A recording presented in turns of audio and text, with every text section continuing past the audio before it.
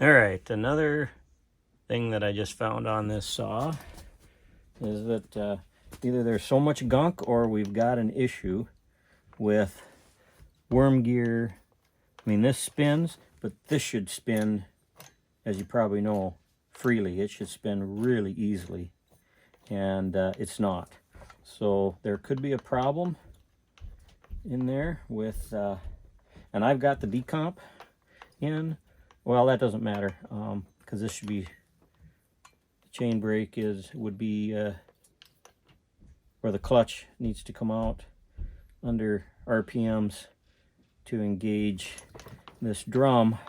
So this should be spinning a lot better. So we probably got a lot of gunk in there, would be my guess.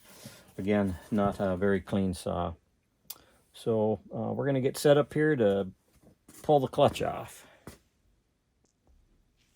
All right, so we're going to take the clutch off. I've got the piston stop in, and I've got the piston at top dead center there and up against the piston stop. So this is the best way to do this on this particular saw, as well as the 288, 281. This is exactly the same clutch, by the way. This is going to take a 19 millimeter. And remember, these are reverse threads. So righty-tighty is actually loosey in this case. And this can take a little bit of effort, but the piston stop is what you need. You could use rope for this. You could use a nylon stop potentially. And we'll see how bad this is on here. It can take a fair amount of effort to get this off.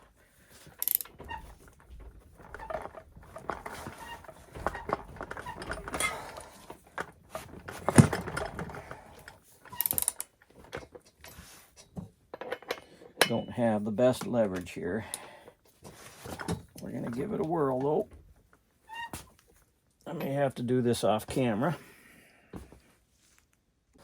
All right, indeed, we were able to get it off. I just brought it on the ground, so this table's a little too flimsy, but there you go. It will. See, spinning off to the right. And I'll have to take some measurements. I don't know if you can see, but there's a bit of a bevel right here. So I need to measure that distance, and I have to have at least a millimeter there. And if I do have a millimeter, and I don't see any other issues with the clutch here, then I won't have to replace it. Okay, you can definitely see even some rust in here. So I'm guessing that this saw was also run out in the rain and whatnot and in terrible condition.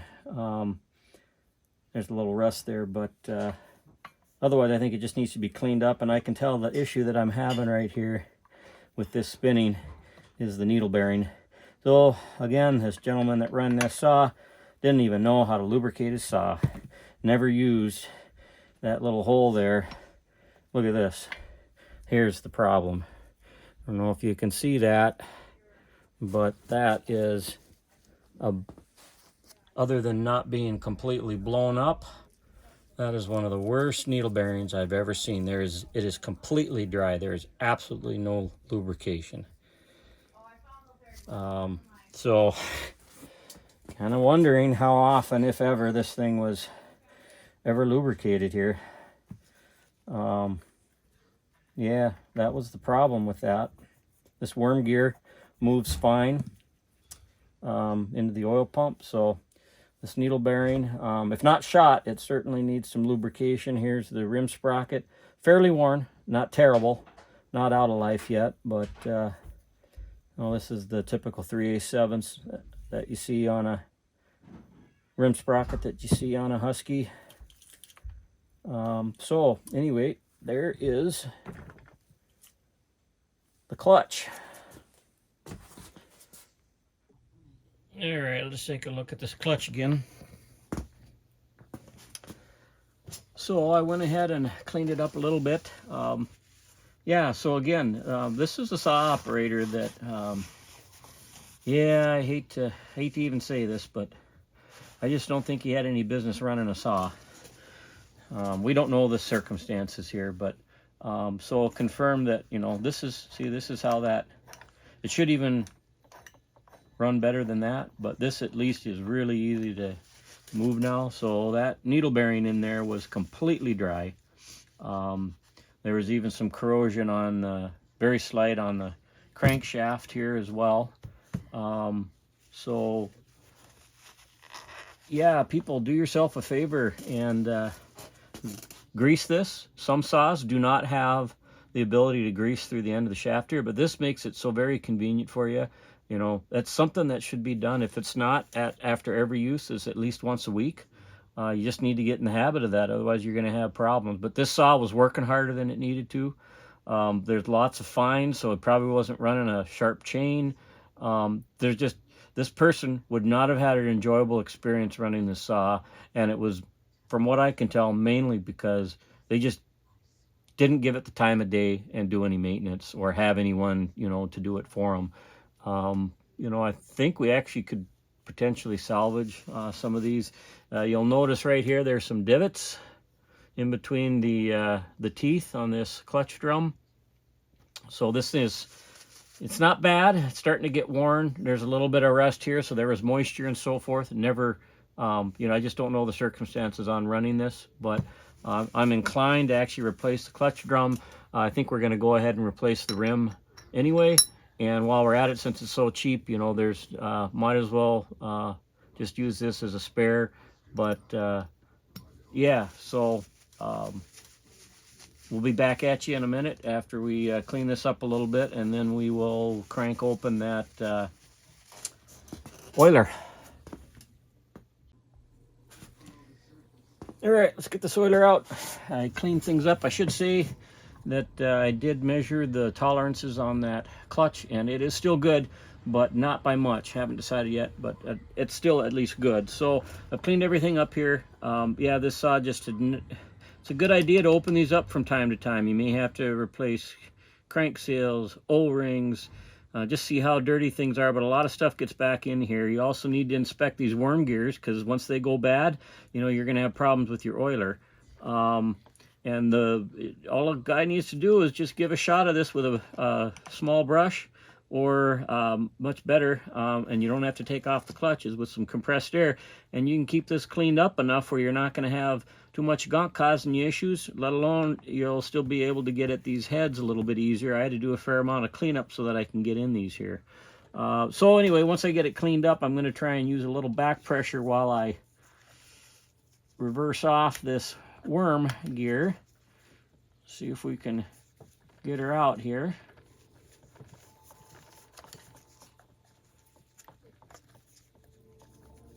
For some saws you need a special tool, but generally speaking, I don't find for this generation of saws, and mind you, this is the first 395 I've dealt with, but at any rate, you know, so I'll give a quick look here, and I'm not seeing any wear on this plastic worm gear. It's looking really good, and these are good oilers. These are very similar to the ones on the 281, 288. I'll look in here at the gears on the actual pump piston. Again, really good. So I'm liking what I'm seeing. Now, you're always going to have wetness in there. You're going to have oil from the oil tank in there, but you could also have some oil from, you know, the 2-mix if you have an air leak, and generally you'll see a little bit darker coloration. I don't see that here. Things look real good. The seal has not been prolapsed over the edge of the crank. We'll talk about that when we refit these things, but everything looks pretty good here. So let's try and get this sucker off. So what you'll need is, these are probably going to be 3mm. Again, they're fairly small bolts for these oilers. Yeah, and you got to make sure you have this cleaned out enough, otherwise you're going to end up stripping your heads or your tool. This wasn't in there too bad, which is good. I don't know if that means that somebody had been into this at one point in time, but I'll tell you, the condition of this saw, given its age, if somebody was in it, it was early in its life, and it went a long time without any attention. And I'm guessing that's why the owner got rid of this. Didn't want to put in the time, or thought it was a crappy saw, or it had gone through its life, which is too bad, but to my advantage, because I'm going to, when it all said and done, I'm going to have a $1,400 saw here for just a fraction of that investment. Now, unlike the 281 and the 288s, it's a little bit harder. Well, we'll see. I haven't done one of these before, but the 281, 288 series had some nice little screwdriver slots in here that you could use to pry this open. So this is going to be a little bit more difficult, but I'm hoping I can grab on. See, I'm grabbing into the oiler screw here, which has a slot, just to loosen this up. See if that'll give me what I need. And then maybe I can use a smaller screwdriver here once it's loosened up. There we go. Yeah, so these actually come off really easy. Easier than the 281, 288s because the crank seal is not integrated into the oiler housing. It's in the crankcase. So once this loosens up, you know, she just pops right off. Now, this is classic. You can see all this gunk, and this is fairly hard. This is just a ball of oil-covered sawdust, and you know, it gets caught up in the oiler parts, the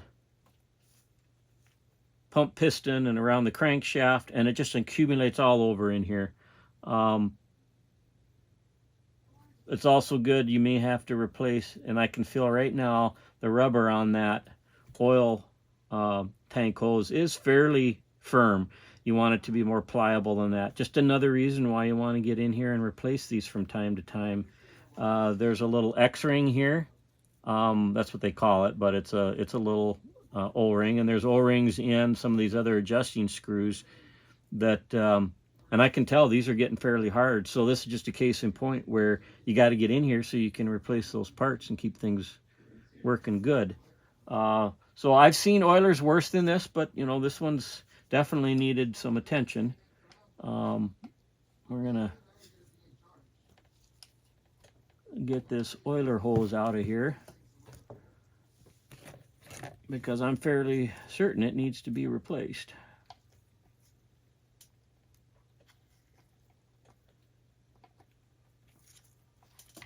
There we go. Otherwise, it generally looks pretty good. Maybe we can reuse it, we'll see.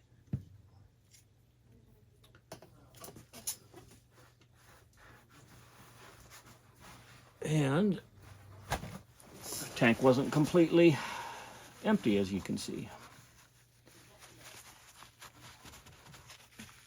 No, I need to address that. So at any rate, that's how you get them off. Now you can inspect your crank seal, and you can see here this crank seal is actually just a hair below the surface of the face of the crankcase. It's supposed to be pretty much flush, but if it's not perfect, it's not a big issue. And so the oiler here, you can see this surface will match right up against the housing there. One thing I do notice about this, some other generation oilers actually have some O-rings around here. This doesn't. So you're really reliant on the seal back in there. But I can see some of the machining here is there's some edges. It's not gonna, in my mind, the more flush this is, the less stuff may be getting in to the oiler and around that crank seal. So I might take a little tool and just sand some of that ridging off so that it's nice and flush. Now this is, I believe, a magnesium housing, so I should be able to address that without too much difficulty. So I guess we'll empty this oil out and do a little more cleanup work. You don't need to see that, and I guess the next phase will be working on the crank seals and get those removed. All right, let's have another chat. Another issue I have with the previous owner of this saw, I suspected this just because of some of the smell I got in this machine.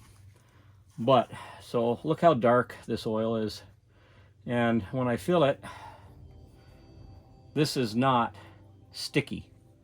And if you know bar and chain oil, it's sticky, and it's sticky for a reason. So this individual was a cheapskate.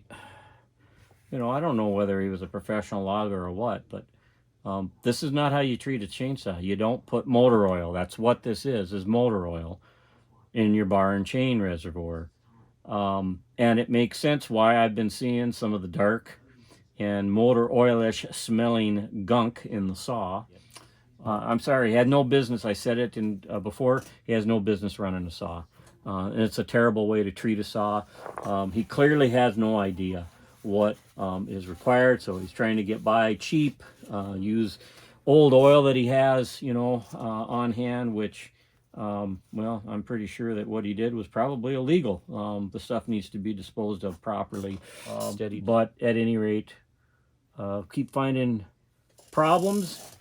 Not that we won't be able to surmount, though, and this saw will be running like it should when all is said and done, and she'll be awfully glad not to have an operator like her previous owner.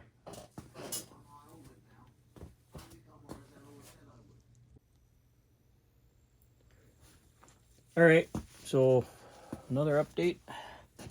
See, I got the handle off. Finally got all the motor oil out of the oil tank. Did a little miscellaneous cleanup. AV mount is off of the cylinder. So yeah, pretty much though, I'm into this build for what I thought it was going to be. A little bit of an adventure because I've never done a 394 before, but maybe more of one in terms of just diagnosing issues with it, and how it got into the state that it was in. You know, still a running saw, evidently, but you know, with the, I may still be able to salvage the cylinder, we'll see. But with the broken fin here, probably due to the whatever issue they had falling on the tweaking the muffler and the muffler bolt. And then I've been noticing that the motor oil that was in the tank, you know, it seems to be, it's not like a major leak or anything, but I still see the seam here where the gasket is getting wet, and when I move it around after I get it all dry. And, you know, I notice there's a gasket here, and that's not an issue, but down here I'm not really seeing any, so I'm kind of wondering whether there's even a gasket right there. You know, so now I'm thinking that I'm probably gonna actually split the crankcase, just to make sure I don't have any issues there. Put on a new gasket. I'm gonna leave the crank seals in place for right now, because if it turns out I've got really good crank bearings and I can reuse them, I just don't want to get any more crud in there while I'm working on it. You know, I will take the seals out. So I don't know if I said seals or bearing earlier, but seals. I left the seals in. I'll take the seals out before I actually, of course, split the crankcase. But I guess the next mode of action is going to be to take some compressed air and just see if I can get as much of this carb box cleaned up as possible before I start taking things apart. You know, I don't know if I'm going to have to rebuild the carburetor or not. I very well might. So once I have that cleaned up, then we'll start loosening up some of the bits here in the carb box, but I'm probably going to think about lifting the whole carb intake assembly and cylinder assembly off in one fell swoop. So that's kind of my thought process on how I'm going to go about that. So I guess the next time you'll see me, hopefully I'll have the carb box cleaned up as much as I can, to the point where I can start disassembling the intake and the cylinder assembly, and then we'll keep trucking right along.